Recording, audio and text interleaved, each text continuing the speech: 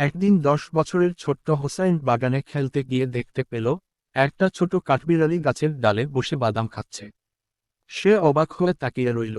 পরের দিন হোসাইন বাগানে এসে গাছের নিচে কয়েকটি বাদাম রেখে দিল। কাঠবিড়ালিটি দূর থেকে তাকিয়ে থাকলো, যেন বুঝতে চাইছে এই ছেলে তাকে বন্ধুত্বের ডাক দিচ্ছে কিনা।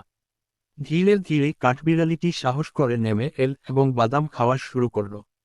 হোসেইনের মুখে আনন্দের হাসি ফুটে উঠল, বন্ধুত্বের শুরু হলো।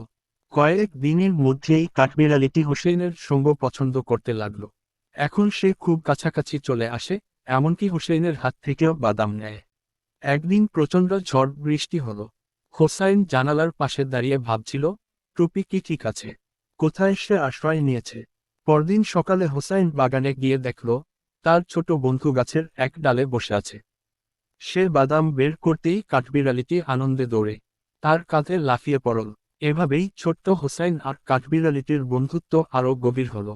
হোসাইন বুঝতে পারল, ভালোবাসা আর ধৈর্য দিয়ে প্রকৃত বন্ধুত্ব গড়ে ওঠে।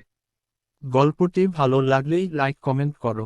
আর এমন সুন্দর সুন্দর গল্প পেতে চ্যানেলটি সাবস্ক্রাইব করুন।